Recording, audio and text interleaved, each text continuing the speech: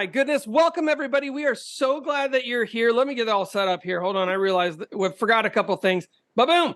And we have two very special guest speakers today, which I'm so pleased about. And they're going to be sharing secrets about what they've done to really build their business. Both of them are unbelievable mentors, trainers, coaches. They've built successful teams. They've been top producer. I think Allie's won the Icon Award as much as anyone in eXp Realty at this point. Like, it's unbelievable what these two have been able to do in their powerhouses. And we've got them in one location coming to us. So if their stream goes down, we're screwed today. But I'm so excited to have both of them with us. So I will let them tell a little bit more about their background and what they've done. Luna Mariah and Ali Puentes here to rock our socks off. Thank you both for being here today to help guide the community towards even greater success. You guys are amazing. Awesome. Thank you, everyone, for being here. So we wanted to talk today a little bit about the market and how everyone's doing with that. Yeah, and how we can get creative. Right now, we're hitting the end of the year. We have just 4 months until the end of December, and we're moving into 2024 really quickly. We've seen the market change like this. It's been a kind of a roller coaster, especially since I started back in 2020. Yeah, completely different. And you've been in it for how many years now? I got licensed in 2006. Okay, so like well over 20 years. Not to age you, because that's horrible. But Ali, you've seen the market go up and down in so many different buyers markets and sellers markets. And so we really wanted to get you guys up and moving and get your creative minds start rolling. And we're coming at this a little bit different. You might have heard some doom and gloom with the market. I'm actually kind of excited for this market and having a second to think about strategy and building relationships that maybe got put on the back burner during the market as it was in the last couple of years. So just having some time to not be focused on how quick you can write an offer, but how creative you can get to write an offer. Yeah. But also, how creative can you get to get new clients? So this is all about creativity. So if you don't have a pen and paper right now, take a second, go grab that paper and grab a pen or a pencil, and we can definitely you can get started. Okay, I'm grabbing one. Allie's up and grabbing one. Mine's actually going to be a whiteboard. I'm super excited for this, you guys. I'm all about mentoring, and this is something that I do at the very beginning stages of the mentorship program with mentees when we first meet, even before we agree to have that mentorship relationship. So this is something I kind of do to kind of put things in perspective for them. Yeah, it'll be good. So do you want to jump in? Yeah, is everybody ready? Everybody have their pens and papers?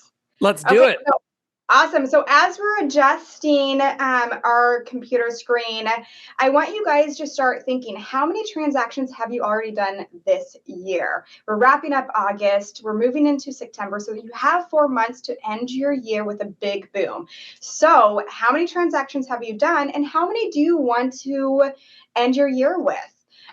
And then find out what that number is. So for instance, if you want to close 5 more deals, 10 more deals, start thinking about that number. Put it in the comments. Jeff is going to help us out. He's going to call out some random numbers. And then Jeff, what you're going to do is you're going to pick a random person, say their name, and tell us their number.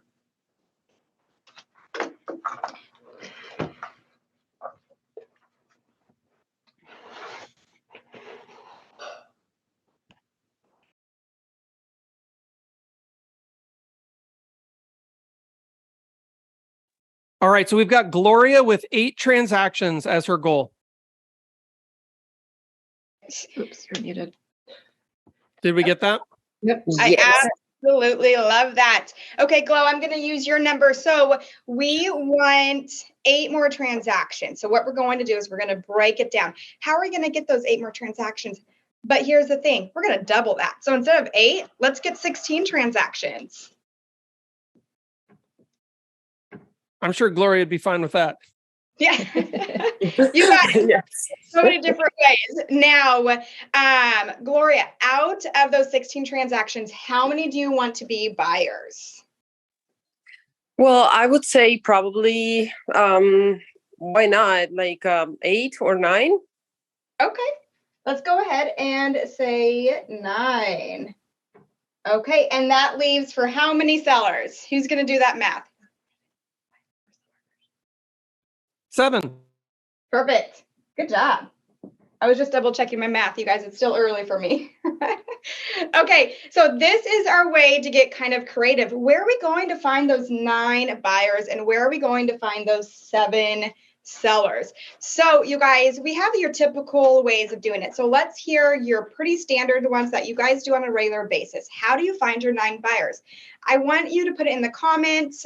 Jeff is going to call out those different ways to get buyers. Okay, we've got referrals. And I'm just going to read these out of the chat, everyone. So help us out here. Door knocking. We've got friends and family. So your SOI, so your sphere of influence. So that's going to be your colleagues, friends, family. So SOI. What else do we have?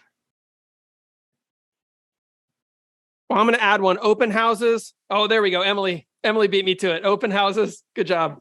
Emily Stagg in the house. Woo! Who else in the audience right now knows how to find buyers? If you do, put it in the chat. Pop buys to businesses, Liz I says. love it. And actually, Allie and I were here in the office yesterday brainstorming, and we actually came across a really great website. We were on the mastermind for Maui. Yeah, that was a good mastermind yesterday. Yeah. So if you haven't watched it, go back and watch that. But they did have a great idea for a website where you get idea for pop buys. That's a great way to do it as well. Pop by. I see Gracie just said fundraising. Jordan says circle prospecting. Okay, Jordan, can you explain circle prospecting? I would love to hear what that is. Yeah, just picking out a certain neighborhood and calling around like a just sold or just listed, or even for like if you have an open house, calling and inviting for an open house. Oh. Okay, perfect. Now, Gloria, I'm going to pop you back in here. Out of referrals, how many referrals would you like to receive to get to your number 9? Well, I think that at least 3 I would love to have. Perfect. So that leaves 6 more. What about, let's see, what about your SOI? How many would you like to get from your SOI? I would say probably other 3. Okay. Perfect. What about open houses? How many clients would you like to see if come from open houses this year? Why not 2? I know that open houses are really important, so. Perfect. Okay, so that leaves with 1 more. So what about, let's say about fundraising. I know you have a fundraiser coming up for iHeart EXP down the Hillsborough area. So do you want to do that one? Yes. One next we have left from that fundraiser? Because you're going to be doing lots of marketing for that one. Okay, perfect, you guys. So what we're doing here is we're giving you a visual of how you can goal plan to get those clients. And then what we're going to do is we're going to really dive in. What are some creative ways that you could find those clients for I was about to say refinance, seem like I'm a lender, for referrals. Same thing with your SOI. How are you going to get creative to find clients from your SOI? Something that stands out. We don't want to do the typical because that's going to be a wash. We want to stand out from your competition. Now, Allie's going to do those sellers. So, Jeff, let's go ahead and find someone else. How many, call somebody out for sellers. So we have 7 sellers out there. Let's kind of get their creative juices going. I love it. So the question is, where are you going to find 7 sellers? If you had to find, or even just 1, what do you do to find sellers? Put it in the chat. We'll read it off. Does anybody on the call know how to lead generate for sellers? And if so, pop it in the chat. We'll read it out. Or I can get us started. Hey, there we go. Door knocking, Nathan Mark Coleman says. That's awesome. Gloria also says open houses on this one. Jenny Koduti says, farm my neighborhood.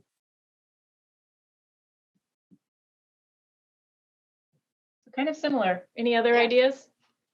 Now, this is about all creativity, you guys. So let's think outside the box. That's something that I do when I write offers is I think outside the box Ooh. so I stand out. Gracie says connecting with builders for new construction listings. Nathan says for sale by owners. Tyler says talk to title and get a list of owners. You want to sell, rent it out now, or get something new? Jenny says sign in my yard.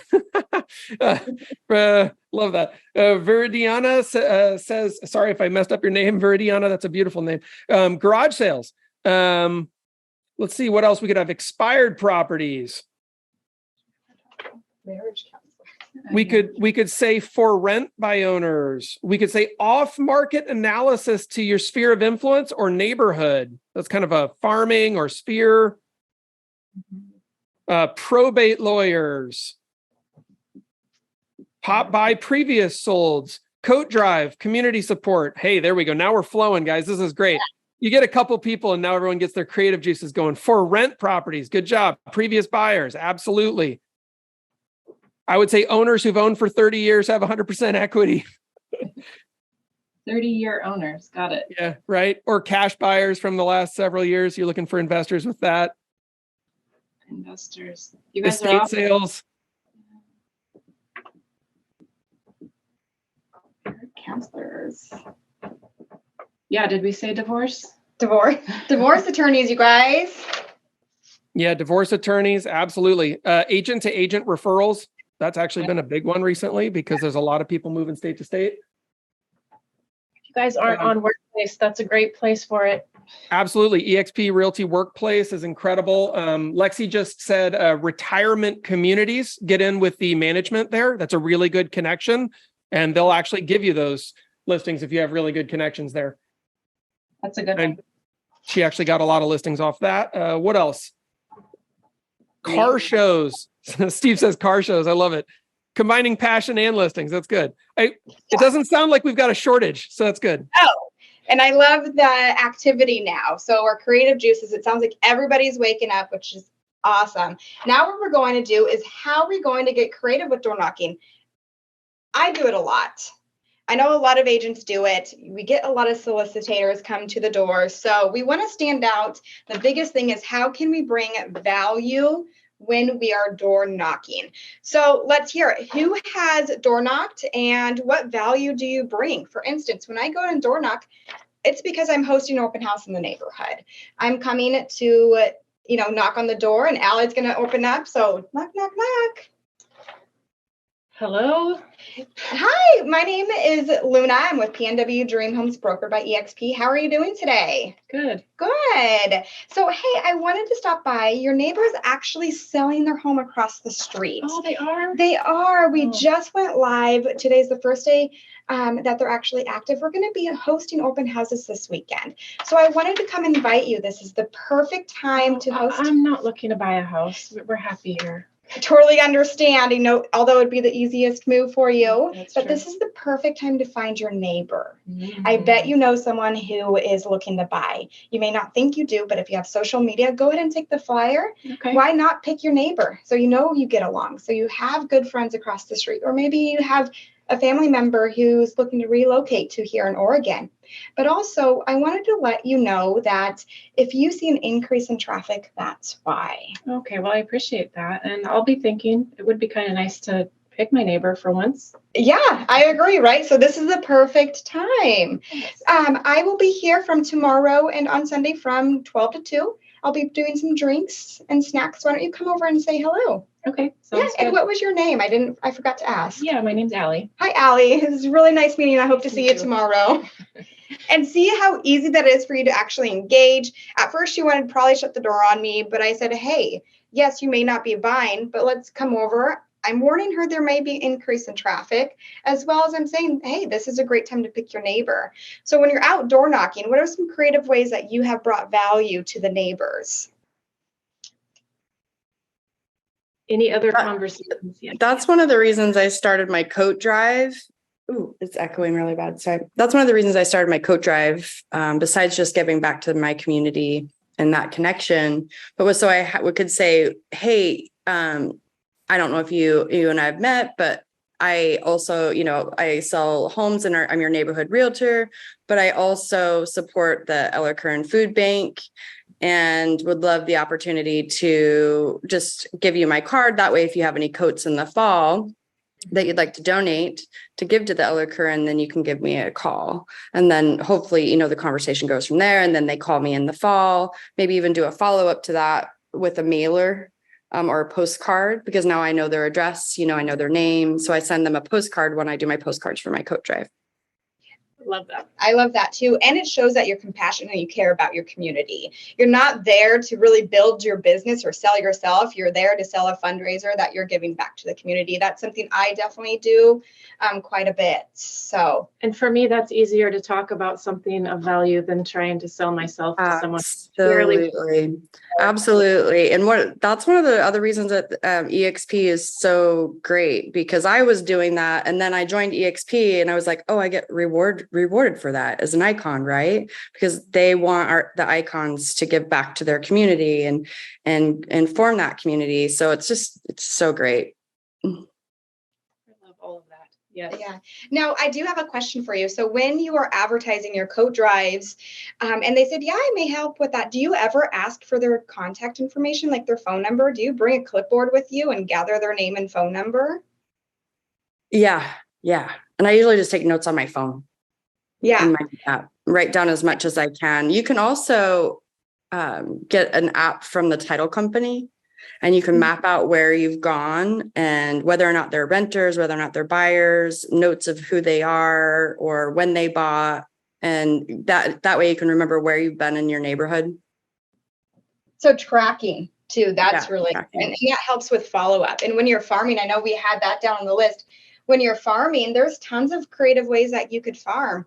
It takes 6 to 8 touches just to even have someone remember your face and your name. They're not going to remember it the first time you send a postcard. They're not going to remember you the first time you leave a door hanger. It's going to take 6 to 8 times before it actually clicks with them. And you don't want to lose your momentum there. You want to then continue. So when you farm a neighborhood, get creative, mix it up, and plan it for a full 12 months. That way, after that 6th or 8th time, then you're really going to be planted in their brain. You're planting that seed, kind of like what Allie did to me when, I don't even think she realized that's what she was doing when I got into the industry. She kept planting that seed. Oh yeah, it works with agents too. Yeah. Okay, so Allie, what is one over on the seller side that we could really dive into for creativity? You know what? I wanted For the buyers. I wanted to highlight another one. Very, are you on and able to speak about your reverse? We always tell agents people aren't going to come knocking on your door to find you. You have to have conversations. But if Veri is able to share her experience as a newer agent, I think that's. Hi guys, can you guys hear me? Yeah, perfect. Great. Yeah, so yes, I have to attest to what Luna said. That's how I got in with Allie. She slowly planted the seed every single time and, went from a client to an agent. And so I just started my journey early this year as well. But in navigating how to work it, how I want to structure, my side of it, I started doing garage sales because I wanted to declutter my home. And then I started to I did a little table with my business card with information for sellers, buyers, and a copy of the Cozy Homes magazine where it shows the pictures of the whole team. Yeah. And I laid it out there. So it brought people kind of curious to the table, and then they would ask questions. And so then I'd be like, yes, I'm your local realtor. I live here. Like, this is, anybody that wants to buy or sell. And I've gotten quite a bit of leads. Unfortunately, not a lot of them have passed the lending, but at least it's now the contact, and I can, follow through later down the road. I mean, maybe next year they'll qualify, who knows, but I've made those connections, and it's so easy because they can relate. I have kids, they're buying my stuff, and I'm just like, hey, like anything you need, I'm here. So it really has helped me get lots of leads just by doing garage sales. And here's the best part. They're coming to you. Yeah. Right? Yes, putting a garage sale on is stressful. It takes several days of planning, lots of organization, and it can definitely be overwhelming.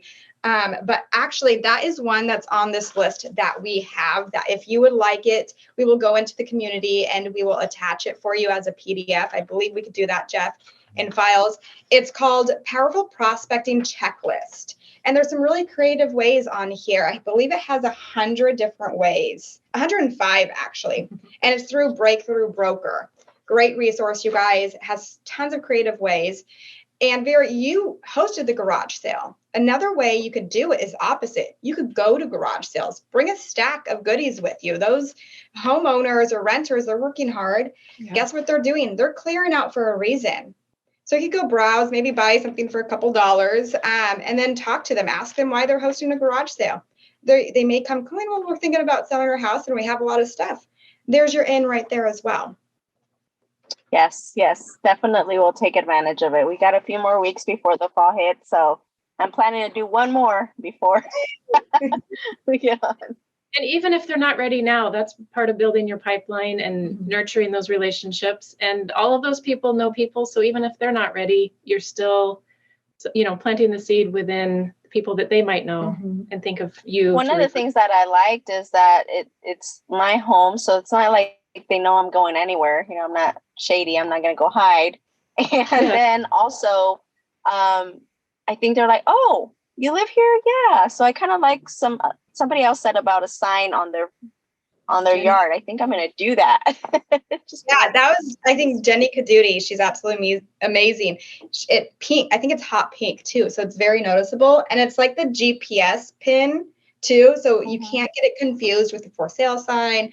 But it was super cute. And I think hers has business cards attached to it. Is that right, Jenny? Jenny, are you on? I think you were here earlier. Yes, that's correct. Oh, she probably was sneaking that in. Yeah. And so have you noticed people taking any of the cards or? Maybe a little bit. Yeah. But it's definitely more of a conversation, a conversation starter for people that are like walking in the neighborhood and stuff like that. And I apologize because I'm trying to do double duty here. I'm at work right now. But if you're able to share real quick, would you mind sharing like how much that costs you to do? I think it was about $50. It comes with a plastic stand that goes into the ground. And like Luna said, it's like the GPS pin. It's got my photo on it. It says your neighborhood realtor. And it's got my phone number. And then it has a little plastic card holder that you attach to it. And it's rainproof because it's got like a little lid on it that they have to open up to take the card out. So that's really nice. I can share the link or I can send it to Luna to share the link and a picture of it if you want. Yeah. So I like it because it doesn't look like a yard sign, like a for sale sign. I don't know if you guys can see what I'm showing, but. We can. Oh, there you go. Yeah. What do you call it? Pin drop? Drop? Pin drop? Yeah. Upside down drop looking. But anyway. So as you guys can see, there are tons of different ways, things that will stand out. For instance, referrals, getting referrals, some creative ways that you could get the referrals is, something that I did when I first started. So I started, I got actively licensed April 1st of 2020. So right when COVID happened, right when the shutdown happened, I had a small SOI. I was a stay-at-home mom for so long. I did jobs here and there. But I was like, well, I can't go big places. How can I meet new people when no one's talking? Yeah. And it's like, you know what? I want to give back to the community. How can I make people feel good about themselves and say, hey, I'm here? And I started doing pop-bys. And in order to do that, I reached out to my SOI and I said, hey, you guys, I'm doing little door prizes. If you private message me, text me, or call me, send me message on Facebook and give me your address. Guess what I'm going to do is I'm going to come. It's going to be random this week, but one day you're going to walk up to your door, or you're going to open your door and you're going to have a prize from me. There's going to be some amazing goodies in there, and I themed it. Each week was different, and people absolutely loved that. At first, it was kind of slow, and all I did was like, hey, the only thing I ask for you is, can you take a picture of my new business card and your little door prize, and can you tag me in it? And all of a sudden, then I was getting tagged. And so people started, oh, she is really showing up. Oh my gosh, that's awesome. I did some cute little, I don't think they're margarita glasses. I don't know. But I did like under the sea theme, and people loved it. And then I did a Popeye theme, and I put anything that had the word pop in it. So popcorn, the little sucker things. And I just gave a little basket. It was cute. It was cheap, affordable. And that's how I ended up getting my top 100 the first month or two of starting into real estate. And then what I did was I reached out to those people individually, and I said, hey, you may not be ready to buy or sell your home, but do you know someone who is? Can you refer someone? So not only are you doing fun Popeye activities, you're building your database, you're getting in front of people, and you're also asking for those referrals. Has anybody done anything like that? Sponsoring a little community soccer team, baseball, banner on the fence. Mm-hmm.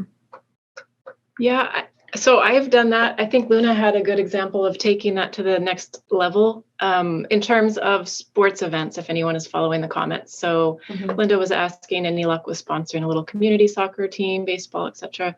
Banner on the fence. But you came up with the idea, I think they take turns bringing snacks or whatever for the team mates, whatever they're called. Yeah. But you could sign up to be a snack mom, but Yeah. bring the snacks, not only for the kids, but you could take it up a notch. Right. The people are sitting in the bleachers. Not everybody can go to the concession stands. Not everybody, because maybe they have multiple kids, or maybe, they're low on funds, or because they're saving up for a down payment.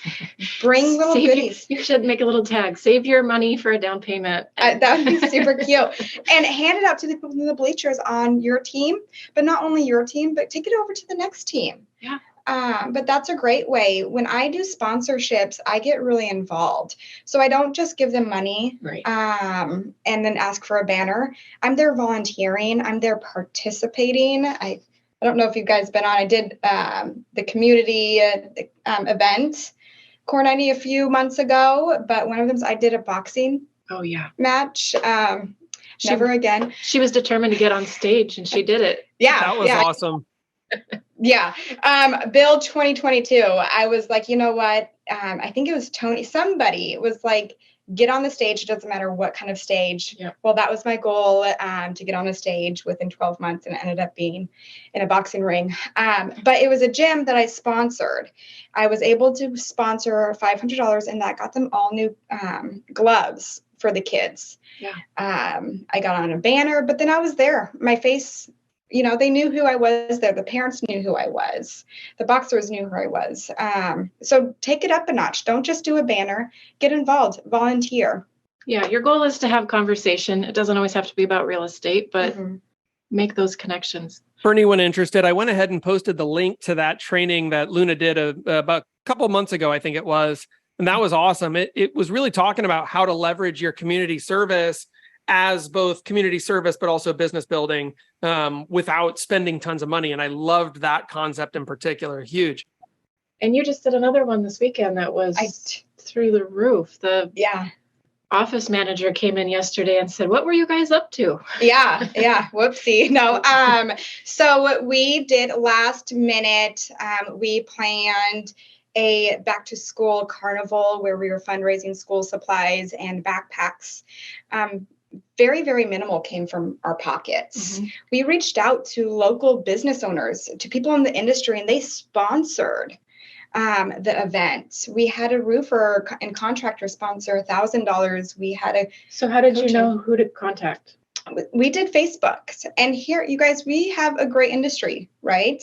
Everybody wants to work together. Not only do those contractors want our business, but we want their business too. Right. We want them to show up for us. So it's having that positive relationship with other people in the industry. So you started with your preferred vendors. I did. Yeah. Okay. How many And we people showed up? 1,000. The That's backpacks- enough. Yeah, the Yeah. backpacks were gone in how long? In under an hour. Less than an hour. It was chaotic. We anticipated we would feel good if we did 100 people. Yeah. I don't know how we managed it. Jenny was there. She knows it. Ben Varney was there at PNW. We did great. I mean, Garton Services, and then we partnered up with Marion Polk County Food Share as well. And so they all got the word out. We made some great relationships with people in the industry, but also within just our community. So before the event, you were out there networking with other businesses, Mhm. other local agencies. Republic Services, which is a garbage service here in the Salem area.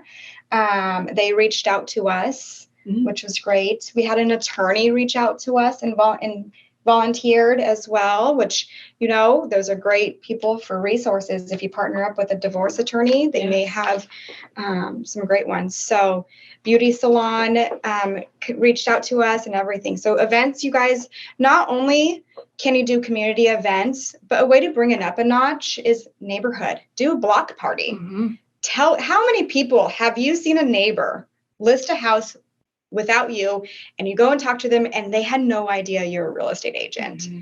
I want to say that is the biggest burn. Honestly, I think it's the biggest burn versus having a friend list with another agent. Because you pass the sign every day as you're coming home was a reminder that you weren't out there making those connections. Yeah. Yeah. So what are some ways that you guys have actually connected with your neighbors and told them, hey, I'm a real estate agent. I know Jenny does the sign, but what are some other ways? I hosted a block party when I first moved in. Mm-hmm. I did Kona Ice, which I turned it into a fundraiser.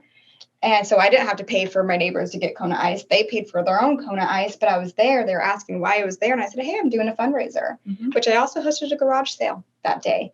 Allie, what have you done in the past? So similar to Viri talking about decluttering and getting rid of stuff, I actually utilize the Buy Nothing group. I think most areas have that or something similar.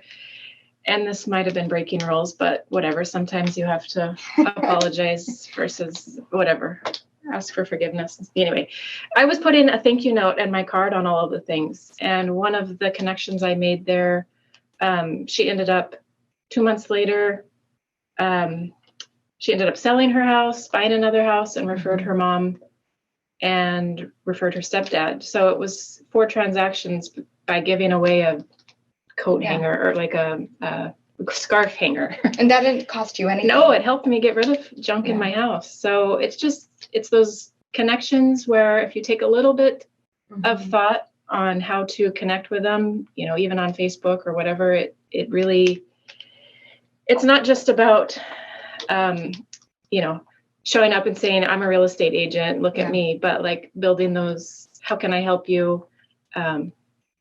And starting those conversations. Yes. I think that's the biggest thing. When I mentor, and I think I have a few of my mentees who have graduated and who are well on their way. Gracie, she's one. She's an absolute rock star. She was one of my first mentees back when I first started into real estate and joined EXP. But getting in front of people. Yeah. Starting conversations. My rule of thumb, especially when you're first starting out, is your main focus is going to be building your database, expanding your network, getting creative. How can you do that so people want to talk to you? A fun way, instead of doing Popeyes like in your neighborhood, you take it up a notch, right? What's a fun way? If you're into dogs, I know Gracie is, go to the dog park with some doggy bags, with some fun little things for the owner, and have some doggy treats. Maybe go to a local business owner who sells dog treats, or a local pet store. I know we have one in West Salem, and ask them if they want to partner up. Get their business card. Say, hey, I'm going to go hand out 200 doggy bags at the dog park over this next week. I would love to throw your business cards in there. Talk to a veteran, right? They know a lot of homeowners. Yeah. So take it up a notch, go somewhere, have fun with it. So one other thing I wanted to add in is we have this great network of agents. And so I think we all maybe more recently than in the past, have kind of hit a wall and like, what are we doing? What are we doing wrong? Maybe our confidence is lower or our transactions are lower and we're kind of like questioning things. But I would challenge you all to lean into that. Even in planning this class, we were just calling agents and saying, you know, what are you doing? What's different now in your business than 6 months ago, a year ago? And we got some great ideas and things that we wouldn't have known about if we wouldn't have been out there asking. So I don't think Kevin was able to make it on, but I'll share. We called him to talk about loan assumptions, and we talked through the process and some things. But what came out of that conversation is he had a client that was well qualified to buy, but the interest rate was just pushing them down with how much buying power. And I think she had 100,000 down. Anyway, she was a qualified buyer. So he was kind of looking at the loan assumption as an option to get the interest rate lower than what today's market rate would be. And he kind of came up with something creative. And so D.R. Horton, right? Yeah. D.R. Horton out in Dallas has a smaller subdivision, and the end of September is their year end. So guess what? They're pushing to get things sold, right? So he was saying the client got a bunch of upgrades, seller credit, and the interest rate. Anyone want to guess what they were able to offer? I can't see comments. You guys still awake? I'm awake. Okay, guess, Jeff. Man, I couldn't even guess if I wanted to. I have no idea. 5%? Yeah, 5.5%. So it just put them in a place where they could buy the house that they needed. With all the upgrades, bells and whistles. Yeah, brand new house. Yeah. So I thought that was creative, just kind of knowing the dynamics of where that builder was at in this time of year. He was really able to utilize that to benefit his client. So those are the kind of little things when we talk about creative ideas of like, you know, just because it's different than it was. When you already have a buyer too, who are qualified, who are scared of these interest rates, getting creative and thinking outside the box, not just for yourself, but, you know, talk to the lender. Find out, talk to your title company. We did a fidelity class at the beginning of the summer about loan assumptions. And I was surprised that a non-veteran buyer can assume a VA loan. And if they are, or a VA, you know, veteran could assume another VA loan. There are some, you know, stipulations to that. For instance, if I was to assume Allie's VA loan and I was not a veteran, then her VA loan would be tied up. But in some cases that might work. She might be going to a retirement home. She might be buying an RV and taking around the world, traveling. Not only for buyers, talk to your sellers about it. How can we pull in more buyers? Right. And the buyers we're going to be looking for to assume your loan are buyers who have a down payment, because we want to walk away with the agents being paid, of course. We don't want the sellers having to come to the table with closing costs, right? So we want to make sure they're going to be bringing a down payment with that. So if they're a strong buyer who's maybe pre-approved for a conventional loan, they're bringing, 10% down, maybe there's not a whole lot of equity in the home. And that's a very good setup for loan assumptions. Has anyone had any success with loan assumptions, or do you at least have conversations about it? I've actually had some conversations about it, and I think it's a pretty great option that we should be asking if that house qualifies or if that seller has made the call to their lender. I know PennyMac's a big one that does that. And, part of it, they do have to, they're assuming the balance that's remaining, but you never know, you know what I mean? So have that conversation, especially, when you're trying to get somebody a better rate or whatever you can do. So it takes them about 10 minutes to make a call to their lender to find out if they can do that. So. Exactly. And another way, if you're looking to target sellers, guess what you get to do? You call a title company, say, hey, can you farm this neighborhood for me? And let me know which loans are assumable. And your title rep will be able to go in and they could put a list together for you. I believe Fidelity does it. I want to say it's a very, very low cost. Mm-hmm. That is one, because I think they do have to do a little bit more work for you. But it was very affordable. Don't quote me on this, but I think Fidelity said like 10 cents an address. So you could say, hey, I want to find out who's a VA, loan that is assumable that maybe was in there for the last 2 years. They're not going to have a whole lot of equity. And so that's a fun, creative way. And on top of that, you get in front of potential sellers, even if they don't want to have a buyer come in and assume their loan. It's a great way to start that conversation. Right. And it shows that you're okay thinking outside of the box and showing up and doing the work to help them if it makes sense. And being creative, and you're bringing more value to an agent who's not putting that footwork in at the very beginning. Yes. Anyone else have anything creative that they've run across recently?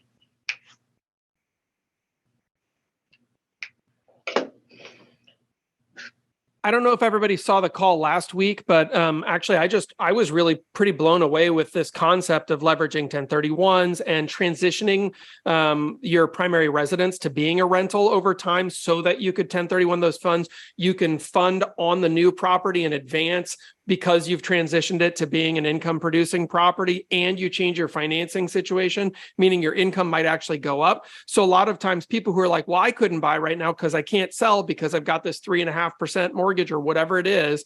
And suddenly they're in a position where it's like, well, what if you could leverage that and it was the best thing that ever happened to you? So now you can own 2 houses instead of 1, and your monthly payment goes down.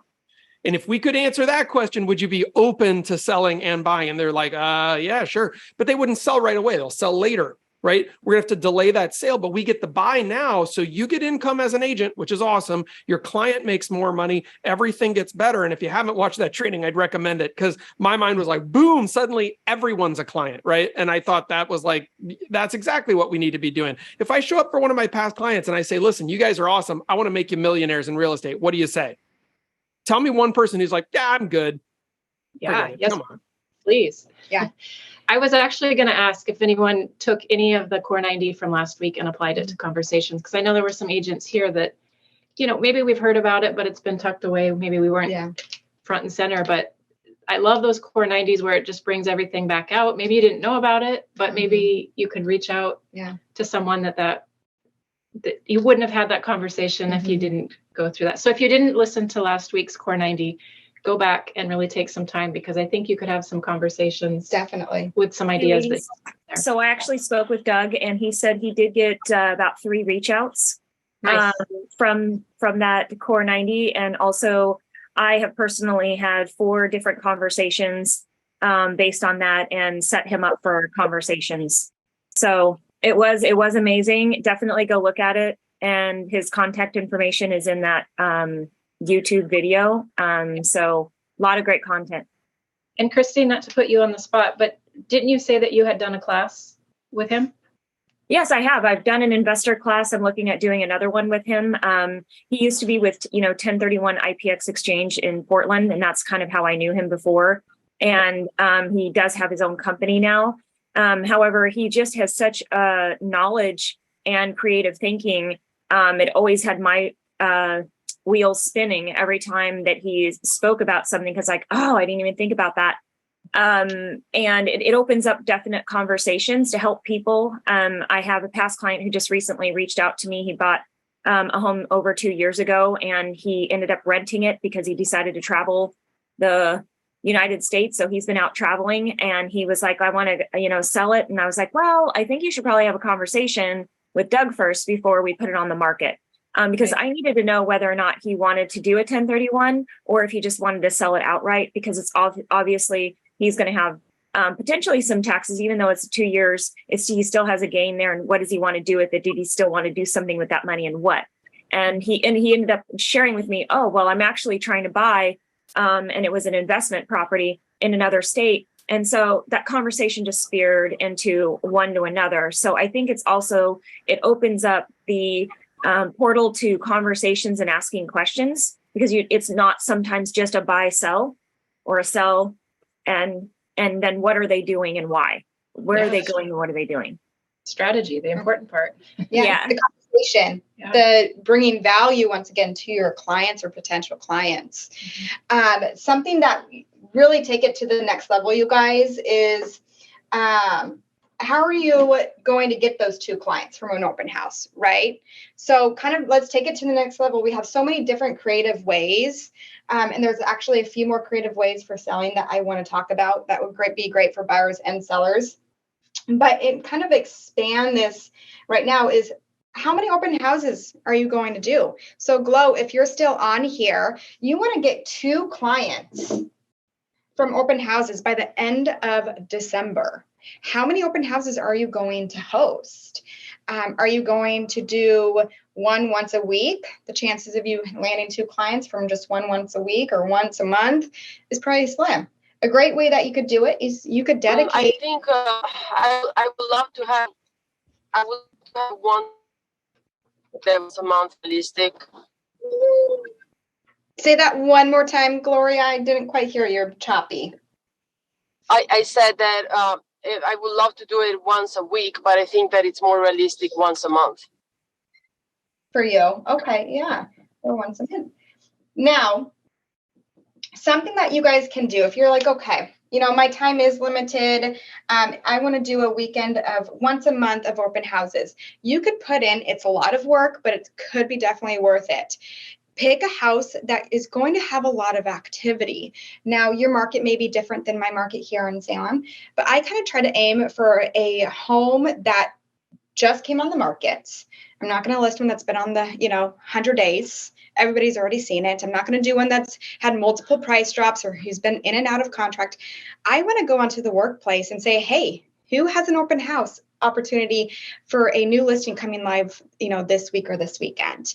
And what I'm going to do is I'm going to say, okay, I'll do one Saturday from 12 to 2, and I'll do one Sunday from 12 to 2 for that one house because I want to be consistent and I want to go door knock that neighborhood. Yeah. Now, here's another thing. From there, I'm going to go to another house in a different neighborhood. And I'm going to give myself an hour break because I want to grab some food. Us realtors, we eat in a car, not the only one. Just make sure you bring a change of clothes if you spill coffee on yourself like I do. What? Yeah. You spill coffee? All the time. My clients know it. No, and so I'm going to hit 4 open houses in one weekend. The chances of me landing a client from an open house is a lot higher than if I just do one in one weekend. I'm going to get more expansion because I'm not just sticking in one neighborhood. I'm going to go in 2 different neighborhoods. Mm-hmm. It's exhausting, but if you dedicate that time to do it, it's well worth it. Okay. So I'm curious on this strategy, because first off, I love this. Anything where it's like drop a bomb, it's a mic drop moment for your business. I think that's always powerful. And by the way, I just wrote for everybody on the call right now, if you're on live, there's 18 weeks left in the year. So if you're thinking I'll do one a week, that's 18, one a month, that's 4. So you can kind of start to pace out what your plan is. But Luna Mariah, talk about this really quickly. So you're going to do 4 in one weekend, right? Which is bomb.com. I love that because you're front loading all the energy. 4 separate houses, 2 open house. Like, how are you breaking that up? It really depends. So sometimes I'm able to snag an open house for 2 times. But if I'm doing 4 different houses, amazing. I like to keep it at least 2 of the same houses because here's the thing. I'm going to get questions the first time out of the house, right? Mm-hmm. And then I'm going to reach out to Allie, for instance, and I'm going to have those answers. So the next day, when those questions are asked, I already know the answers. I know a lot more about the home. I am going to expand that neighborhood for doors I was not able to knock on. But I have done it to where I have done multiple homes in one weekend. That's awesome. I like to keep it to 2 same houses. That way I'm a familiar face to the neighbors. When they see me again, they could say hi to me. It's easier for me to build a conversation again versus if I just see them once. So I don't want to derail your entire call because I'm loving this strategy and what you guys are doing here, but I have one other question on this. So 4 open houses in one weekend. Sometimes I do 1 open house and like at the end of it, I'm like ready to die energy wise. So I know it's a lot of energy, right? And so when you're doing that, can you tell me, like, do you have an energy hack that's legal, hopefully, that you're doing? Like, how are you doing 4 open houses in a weekend? What are you doing to kind of get your energy up and out of? There you go. She's like, caffeine, baby. That's awesome. I love it. No, honestly, I think it's keeping one open house to 2 hours. And then I go to a new fresh house, right? I'm going to see new faces. I'm going to see a new home. I'm giving myself that hour break. Yes, it's going to take me some time. It takes me about, as I drive in, this is really important, you guys, as I drive into the property, that's when I'm dropping my open house signs. I'm not going to the property and then going out. As I drive in, each corner I hit, I'm putting my open house signs. And you're putting how many signs out? Oh. What was Jeff's What was Jeff? training? I was going to bring up Jeff. Jeff, what is yours? I always do at least 20, but more's even more gooder. I do at least from a main street following in. And it depends. It really depends. I've done from 4 to 8 open houses. And I think a big part of that, the reason why I only would do 8 open houses, because I only had 8 open house signs. Yeah. I just ordered, you guys use Build a Sign. You Yes. get great discounts. I just ordered 10 more open houses. So now we have a total of 18. And so that's going to be really helpful. And we can do that. We have a team and we share our signs. And so sometimes there's a few of us sharing, but our goal is to continue to grow open house signs. I love it. This is really awesome, guys. Thank you. Yeah. Now, Jeff, I wanted to bring you in. Gosh, it was a while ago. We talked about knocking on how many doors? 100? Or no, it's 400. Yeah. This was for the 7-day power challenge. That's like, that's like going to boot camp for real estate. That's you gotta be ready to get your flex on for that one. But that's a great way. Did anybody actually do that challenge? You did? I've done it. Yeah, I've done it a lot. I know a lot of people did it. Actually, I started getting text messages from people doing it. Like, I'm ready to collapse. I'm on day 6. I'm on day 7. Yes. And we have a lot of people who pulled business out of that too, which was awesome. And once again, what is that doing? That's starting conversation, not only with agents, like amongst ourselves, but it's starting conversation with potential clients. And here's another thing, other agents outside of our brokerage, right? Because who knows, maybe we'll knock on the door of another agent and they'll ask us, what are we doing? Oh my gosh, we're doing a 7-day challenge, right? They're going to be curious and maybe they'll reach out to us and want to talk about EXP. You never know. But you guys, the main reason why I'm doing this is I do this with brand new agents. I like putting visuals for you. And then what I do is I like breaking down, how are we going to get those referrals? How are we going to do those door knocks? How often are you going to do it? How are you going to execute it? Because in order to build your business, you have to plan. You have to stay consistent. You have to follow up. And you want to keep it creative, because if you're not keeping it creative, then you're going to get burnt out. If you're doing the same thing, in a sense, with the open houses, you're going to get burned out. So have fun with your open houses. There's ways you could bring a lender to your open house. I brought a home inspector to an open house before. We disclosed they can't answer anything. They can't inspect the home, but they would be able to tell the buyers, hey, this is what a home inspection does. This is how much a home inspection is.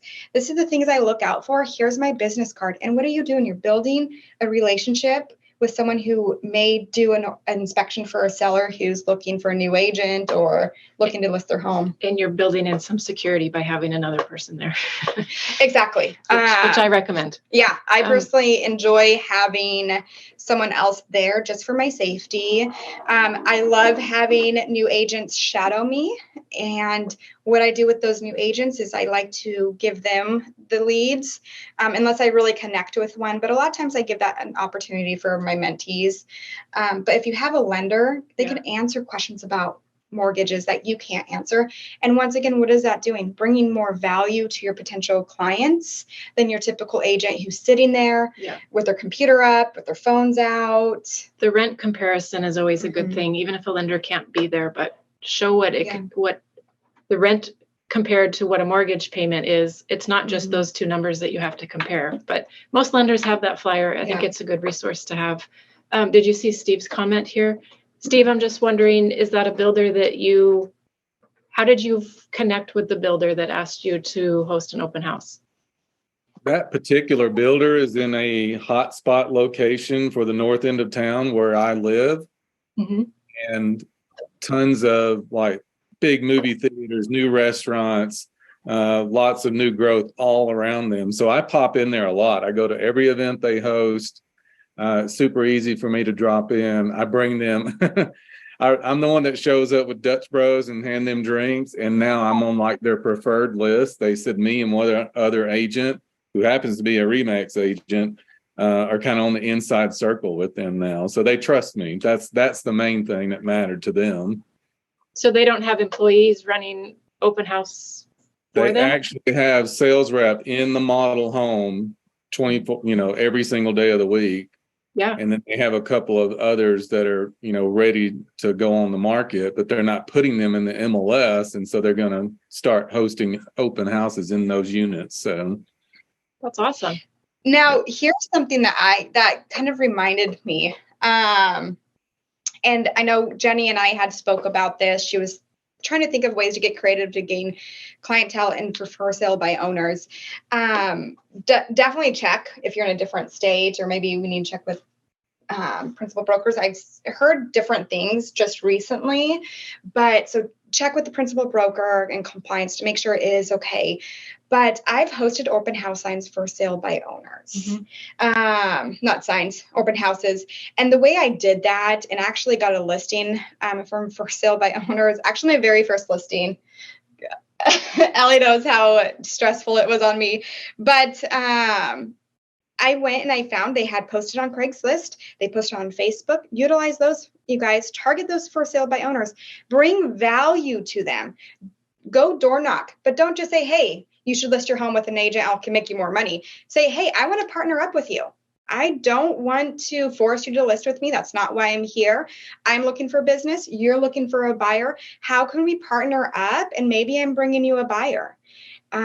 Make sure that they're willing to pay for a buyer's commission, or you could work it out with your buyer to pay your commission. I've done that recently.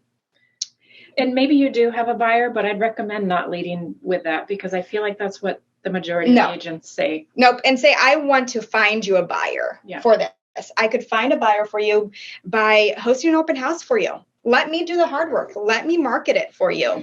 Can I do a quick virtual tour of your home? Right? I'll let you know if they are looking, I'll give your contact information.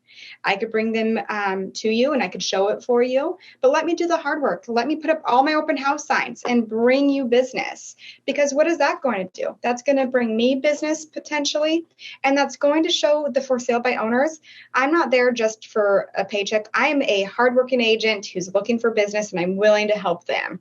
And then they kept asking me questions about an offer they received. And I said, hey, since I'm not representing you, and because of liability, I can't necessarily make any recommendations or give any tips, but I am more than willing to represent you. And we could assign a listing agent, and I guarantee I could bring you more money than this offer is offering you.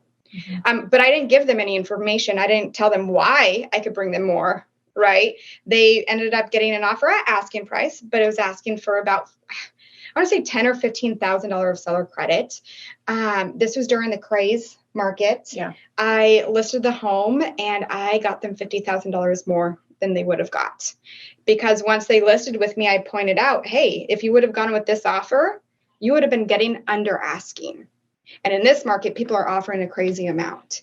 And I had backup offers. It was a difficult transaction, but it was a great learning experience. Yeah. But that's a different way to bring value and to think outside the box and to build that trust with for sale by owners.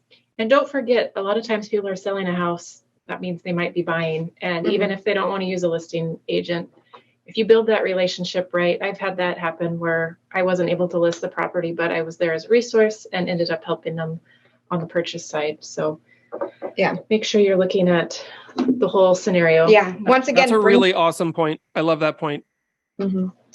Another way, you guys, if you have a property that's for sale, you could really talk and target sellers, right? Even if it's not listed with you yet. And if you go and you're door knocking, talk about express offers. If you have not been certified to do express offers, do it. Look into it. It's an easy training, I would say. It's a great training and it brings additional value to potential clients. When you're door knocking, you could say, hey, I'm part of Express Offers. I'm with EXP. If you're looking to sell your home quick, I could bring potentially a cash offer. We could potentially close really quickly. But if not, right, you could actually be the one to list their home because they're not required to accept an express offer. And so that's another way. That's an outstanding strategy. Love that. Mm-hmm. It's the conversation. Even if that's not the direction they go, it's something that a lot of agents can't bring to the table. So yeah, those are all the there's a lot of different resources we have, and it's worth putting some energy into that to be able to share that It with is, clients. especially if you're going against other agents and you're maybe the third listing appointment. You're saying, hey, how fast do you need it? What is your goals? Are you looking to move in the next month? Are you looking to, you have a job that you have to relocate in a month? I bet you I could bring a quick offer. You know, we are sitting on the market a little bit longer right now. Let's hit express offers first. Let's see if we could get any offers for you. That's huge. Understanding their motivation, their goals, understanding where they're at rather than coming in with our agenda. Yeah. It'll be a night and day difference with those conversations to be able to provide something that meets what they're looking for. Exactly. And coming up and having strategies and including them, no matter how low their home's listed for or how high. I had a luxury home listing. We put it into preview. I said, hey, you know, we're in a price point where the buyers are not going to be on Facebook. Social media is great, but it's not always the best option for you. So how can we target these luxury buyers who are doctors, who are lawyers, who are busy working 70 hours a week, who don't have time to sit on social media to view our TikToks? So what we did on that one is we actually targeted agents who have sold luxury homes within the last 12 months. What we did, we put the home in preview. And we reached out to over 200 luxury agents throughout a radius of the property. We received multiple offers within 48 hours of going on the market for a $1.5 million home. We were under contract. We had a backup. We closed to an actual doctor. But who was it who saw the listing? It was not the buyer. They're too busy. They're relocating from out of state. It was an agent that we reached out to and invited to our exclusive Brokers Open. So it was one of the agents that you reached out to. That's awesome. Yeah. And another great thing that came from that too was an agent outside of EXP reached out to me and said, how did you sell your home so quick? You know, I've been having our listing. We've done price drops. We've been on the market. What did you do? She was with a different brokerage. And that started conversation with an agent outside of EXP who's a top producer, who's in the luxury market, and we still have that relationship. I'm still working on it, but that's another avenue for income with EXP. Yeah. It's great. It adds value. You know, something that I see that you guys are doing here that this just blows my mind. And I will say this is a great strategy that I've honestly never seen before. And I don't feel like I run across a lot of awesome strategies where I've not seen it before. So well done, man. This is super cool. And I'm going to steal it now. But I want to say, this is such a great idea. Are you guys seeing how far you can drill down with creativity and resourcefulness in this? And I'm like, if you really did this for yourself and then you created an implementation plan and you just stuck to it, you wouldn't just hit your goals, you'd blow past your goals. And what I love about this is why Luna, Mariah, and Allie are both super top producers and they don't miss.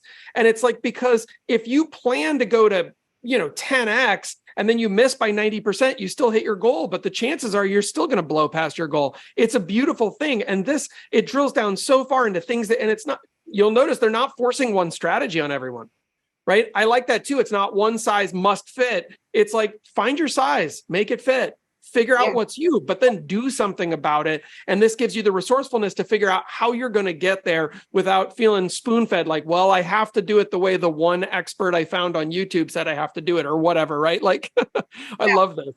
And that can get a little overwhelming. It's not one size fits all. But if you feel like you hit a wall, I would encourage you to just ask questions. There might be some some solutions or strategy that you haven't even thought of. Sometimes that push to be creative, brings things that, I don't know if you followed someone else's recommendation for that strategy with the luxury listing or where that came from, but that's why I enjoy this market, because we have some time to think through some of this and be creative and show value in different ways rather than just giving away your firstborn child to buy a house that you don't even really like. So I would just encourage you, if you feel stuck, yes, this could be overwhelming because we talked about a few things here. But the point is, it doesn't have to be one answer to a situation. No. There's a lot of different. And I think when it comes to, once you get these clients, how can we be creative? Even in the slower market right now, I am still finding a way to be creative and not set in a way of I'm having to write the most fancy or out of box offer. I could write a super simple, plain offer, but still get the listing. For instance, yesterday, we were supposed to meet here at 11 o'clock, and I got a call late at night from clients of mine from out of town. They said, hey, we actually saw this home. We need to see it. I knew the agent. She was with the XP. It was 10 o'clock at night. And I'm like, oh, gosh, do I text? I'm like, yeah, she's a mom. She's probably awake, right? So I text her and I said, hey, I hate saying this, but can we sneak into this listing tomorrow? They're only here for a day. She's like, I actually have a counter out right now.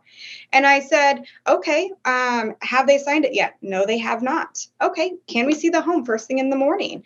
When is your cutoff? Wait, you knew there was a counter and I knew it was a counter. You still put energy into I it? put energy into it. You knew, right? We could have been there seeing the home and they could have signed the counter, but here's the thing. Backup offers, right? And I said, hey, would they be open to a backup offer, even if you go under contract? When we were going there, as I was driving there, I called the lender and I said, hey, start running numbers right now. I'm going to need to know how high we can go, how creative can we be when it comes to asking for seller credit, because, you know, interest rates are crazy. These are well-qualified first-time home buyers. Within 5 minutes, my clients knew they wanted to write an offer. Be prepared. I brought my computer. I have a hotspot. So if you don't have a hotspot on your phone, get one. If you don't bring a computer with you everywhere, start doing that now. I was able to, in under an hour, get my clients under contract with their amazing first home they fell in love with. And it was amazing. I swooped it out from another agent. I feel horrible, not really, but you got to think on your toes. You got to work fast in some situations, especially when you're writing an offer. Yeah. Being proactive like that is key. Yep. I called the agent before I said, hey, here are the terms. And she says, write it up right now. She's like, you get it to me in 5 minutes. We're resending our offer now. And so we got it. We went under contract. I've done that multiple times. Here's another thing. Who has actually looked at the bumpable listings? I know I have. I personally bought a home back in 2016 that was bumpable. I think we looked that up yesterday, and there were... We did. 11? Was there 8 or 11? I was going to say 17. I don't know. There? Go check your MLS to see how many bumpable listings there are. So for anyone who doesn't know, would you describe what bumpable is and then how you're using this strategy? Because I will say, by the way, I've never done this either. Mm-hmm. So from I almost want to go to a personal angle, but before I share my personal experience on that. So what a bumpable is the seller accepted an offer already. And for whatever reason, the seller wants to be able to accept another offer if the first buyer cannot perform within a time frame. So for instance, it was my very first home was in 2007 in West Salem, cash for $70,000. It was a super small home. Now it's worth like over $400,000 or close to $500,000. But our second home that we used a loan on was under contract since August of 2015. We wrote an offer on it in March of 2016. So it was under contract with a veteran buyer who needed to sell their home on the coast of Oregon and just couldn't do it. And so we made an offer. At first, I had an agent tell me, well, it's under contract. Don't even bother with it. Oh, it's a manufactured home, but it's on real property. An agent that was representing you? Yep. Yeah. Don't even bother. And I said, no, that's exactly the layout. I don't care if it's a manufactured. Is it on real property? Can it go? Can I use my VA loan on it? Well, yeah. Well, then I want to see it. Oh, it's not even worth it. Right.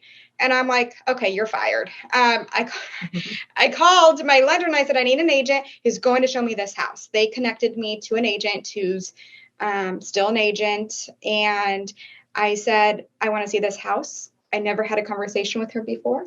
I said, Dawn, McPherson referred me from PacRes. She's like, I'll meet you there right now. I said, okay, what do we need to do to get it? She's like, well, it's a bumpable. So what that is they have 3 days to sell their home, to go under contract. So we'll put an offer in.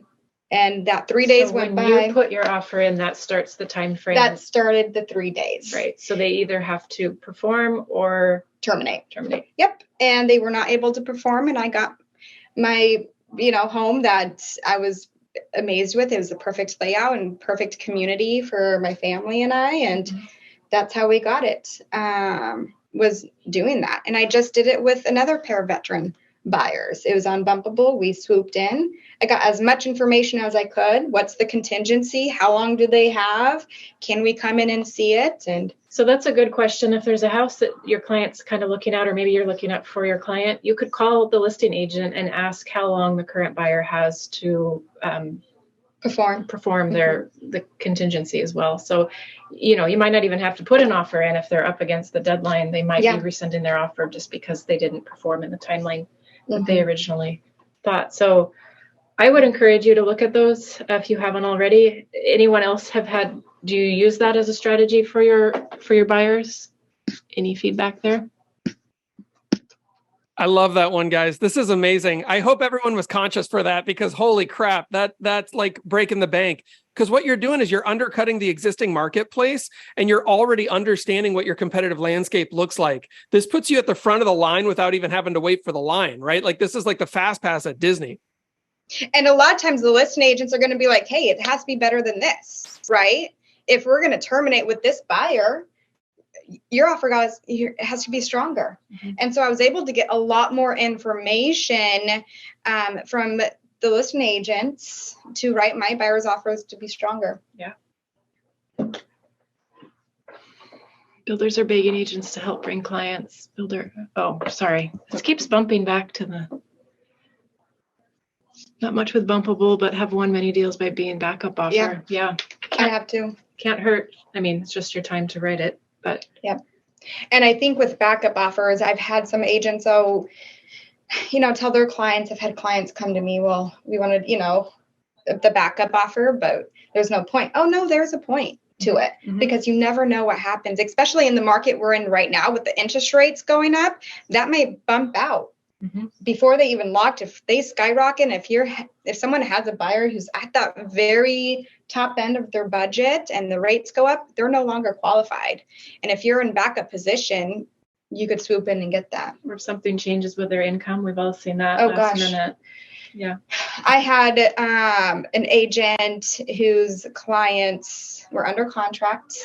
Found out, I think it was the week of, found out one of the clients changed jobs. And they were using the Oregon bond. If you're in Oregon and you don't know what the Oregon bond is, highly, highly recommend you to look, and you get lower interest rates. It's a great program. You could go conventional FHA. So talk to your preferred lenders. I don't know if other states have anything like the Oregon bond. I don't think all lenders have access to it either, do they? Okay, I don't know. Okay. So talk to your preferred lender. Ask about it, because it could be a really great program for those lower interest rates. I had a client who is looking at 5.75% for an interest rate. Wow. When the rates were about the 7%. So it's another great program. If you have someone who may not have your down payment, you guys talk to your preferred lenders. Ask about what lending programs they have. How can they get creative? But have that communication with your clients, because if they don't know they can't quit their job or change jobs, it could ruin a deal. That one deal, both clients ended up quitting and changing their jobs. So they almost lost the Oregon bond, but it ended up working out. But that brings more value. Right. Yeah. Any questions?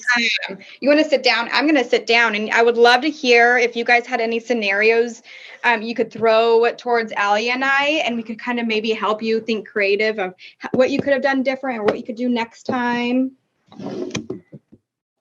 Hey, you know what? One thing I love, hi guys.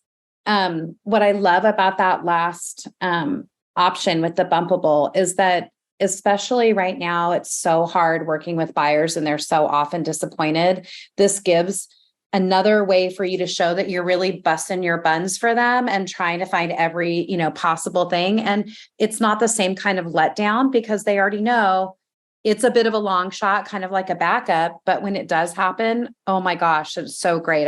I've never done a Bumpable, but I have done many backups. And I really think, especially in a market like this, or a really hot market like we were seeing a couple of years ago, if you're not submitting and kind of insisting on a backup offer, you're really doing a disservice to your clients, because they do come through in these two, particularly difficult types of markets. So I love that you brought that up. Thank you, because I think a lot of us didn't really understand bumpable. So that's fantastic. I love it. I've done a few of the bumpables, and like I said, I did it personally, and that's how I knew about it too. When I became a real estate agent, I didn't learn about what bumpable was because I took a training. It was because I personally went through it, and so that's something I really wanted to bring up, especially for new agents who never heard of it. If you go into, for instance, I have WVMLS here in this mid Willamette Valley area, and you actually have that option to include bumpable. So don't just include active, click that bumpable, see what comes up. Call those agents. And then here's another thing, right? If it's under bumpable, find out, hey, is that loan assumable? Right? Can we assume that loan as well? I have a client who has a strong down payment. We could build in between that equity. And here's another part. You could do seller carry on that equity difference. You could talk about, so that's a great affordable way too. You can make a seller carry as creative as possible. I work with investors. We do seller carry. We had a property, we brought $100,000 to the table, and then we seller carried $55,000 on that property. And you called an investor that you work with yesterday, and you just asked them flat out, what are the creative ways that you've that you're working right now? And I think you've worked through most of those with him. Yeah, hard money, private money. I mean, if you have someone looking for a second property and they're strong buyers, maybe look into hard money, instead of a conventional loan. Those ones are a little bit more flexible. That's a great way, but seller carry, you guys, that's not off the table. So when someone says, oh, for sale, what is it? Rent to own. I go, no. We're not doing the rent to own. We're going to get the name in, your name on the deed. We're going to transfer that title to you, but you're going to pay the seller still. A lot of times you still want to bring money down to the table, right? The agents need to get paid. Yeah. We don't want the sellers to walk away having to bring anything to the table, but seller carry can work. Another great way is gift of equity. If you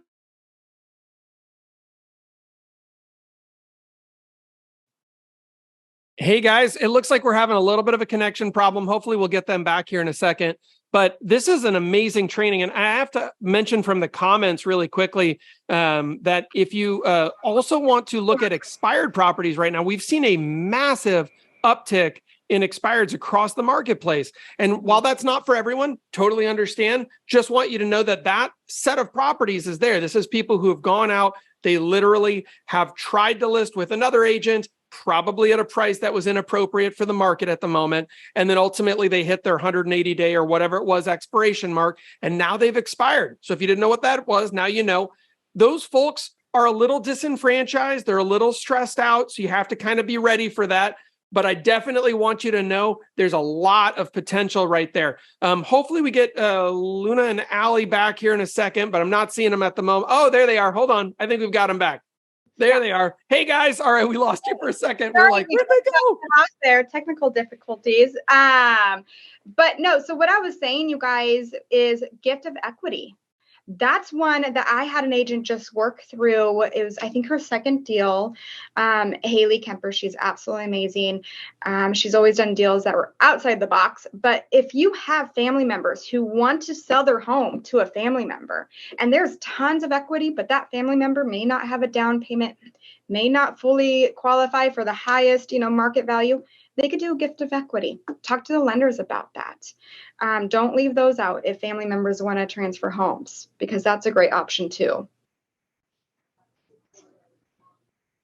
Expired homes. Yeah, I think, Jeff, you were just talking about expireds, right? Yeah, Lexi had posted it in the chat, and so we were just kind of covering for you guys while you were beaming up to the satellites again. It just popped up again, so yeah. Perfect. Awesome. Yeah. Has anybody experienced gift of equity?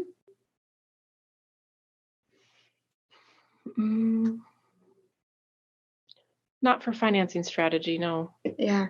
But that's, I mean, in the right situation, it could work. Yeah. And for us, for Haley's deal, it did work. I will say, though, at that moment when the mother realized how much she was actually losing. It kind of hit her at first, but then it was kind of a reminder, like, wow, I was able to do this for my family. I was able to do this for my son. And then she felt really good about it. She did I think $200,000 worth of equity for her home. She owned it outright. And so did the buyer have to come in with any cash? Nope. Wow. All right. So we've got Jordan with his hand up here. What's up, Jordan? Hey, just a quick question, going back to like the luxury listings, and I'm just curious how you went about contacting all those agents. Was it by phone, email? Maybe I broke a rule. I don't know.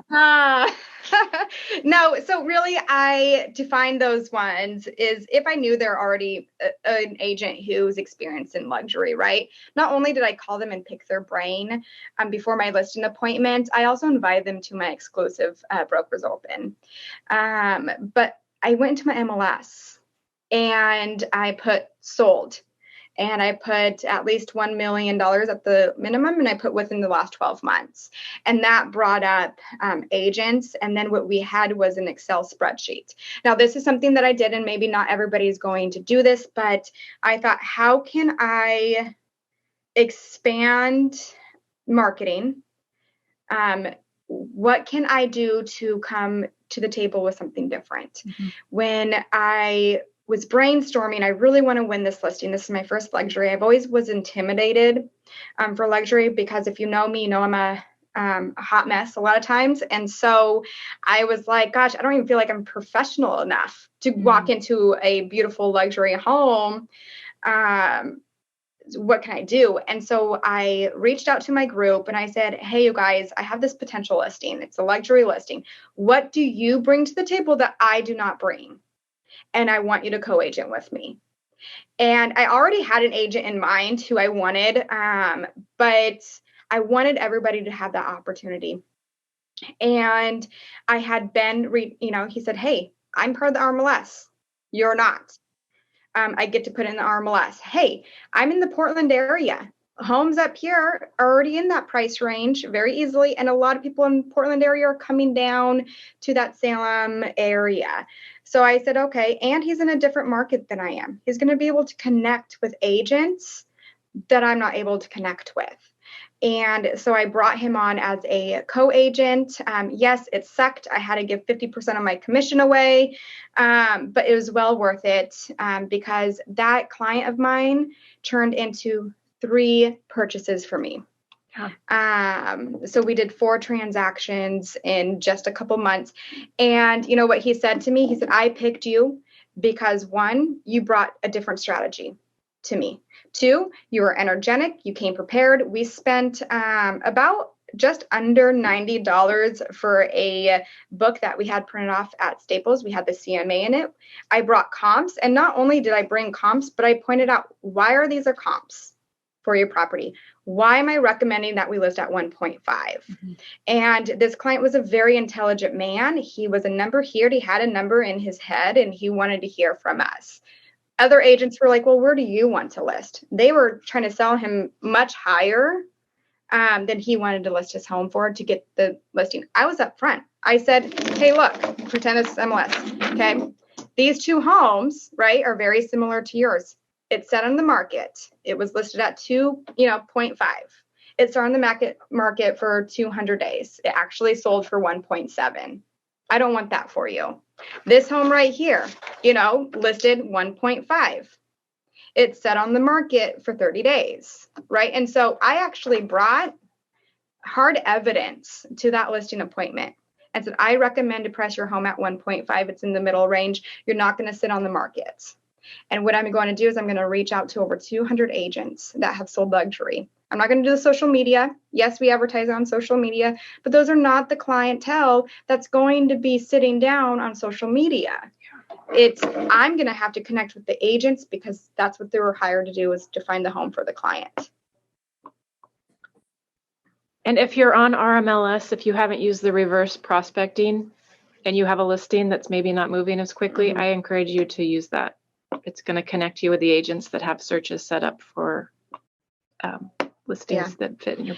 Hey, Allie, I'm curious. RMLS, what's the is it Paragon or what's the what's the back end? What's powering it? Because we have people from all over the country watching this, but do you know?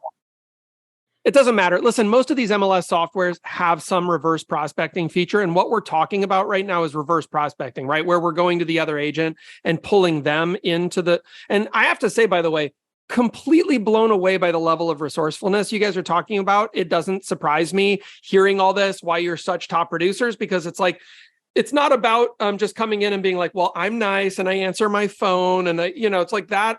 Okay.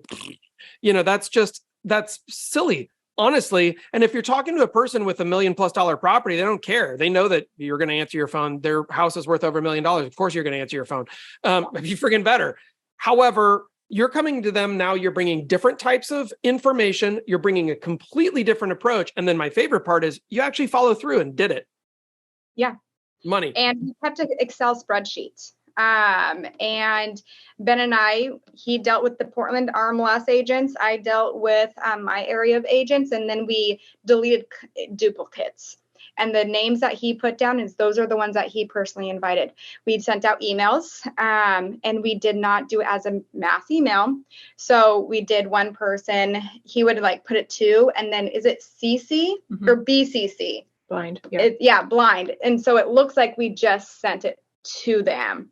And we had great response from that. We had a great exclusive brokers open. We did not host an open house. We did not put up a for sale sign. The seller was very private, and he lived in a very high-end community that they did not want random people driving through.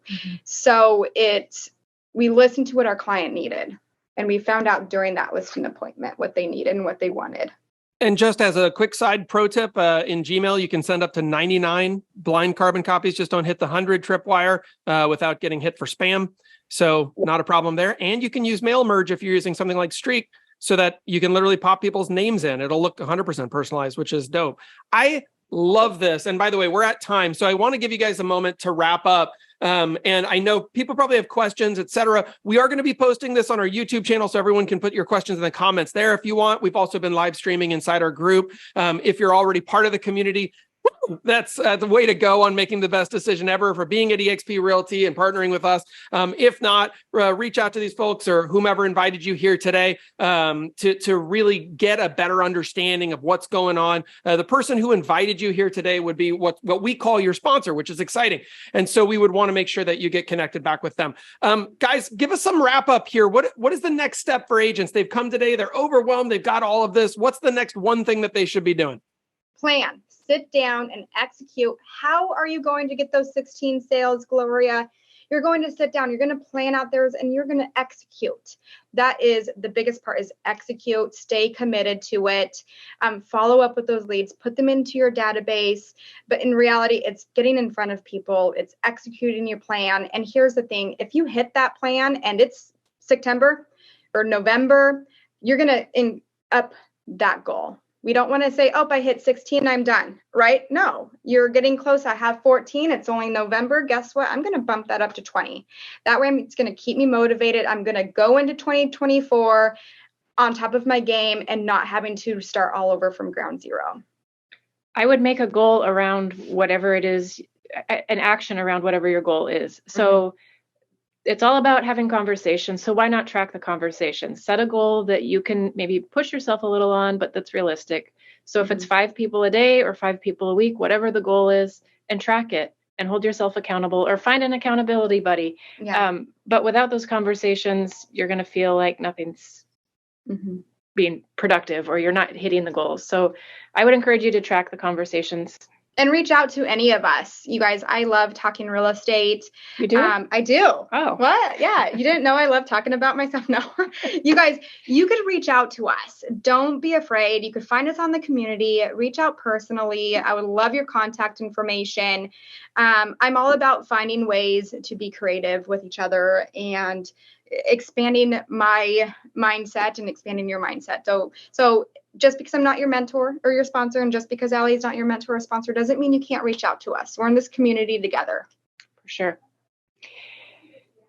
Wow, I love that. That is a really exciting moment right there, guys. And by the way, that shows kind of why we got the heart in the middle of the community and why you guys are such amazing leaders. Thank you for being here and for pouring into everyone. This has been an absolute on fire training, start to finish. Loved it.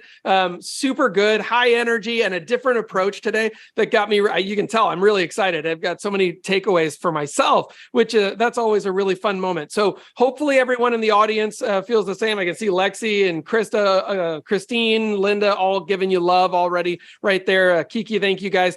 So we're going to sign off for today. Don't forget EXPCon coming up. We'd love to see you there in October in Las Vegas, baby. And in the meantime, thank you, Luna, Mariah. Thank you, Allie. You guys are amazing. We'll see everyone on the flip side in Vegas. All right, we'll talk to you soon. Thanks so much for being the best part of the community. Bye, everyone.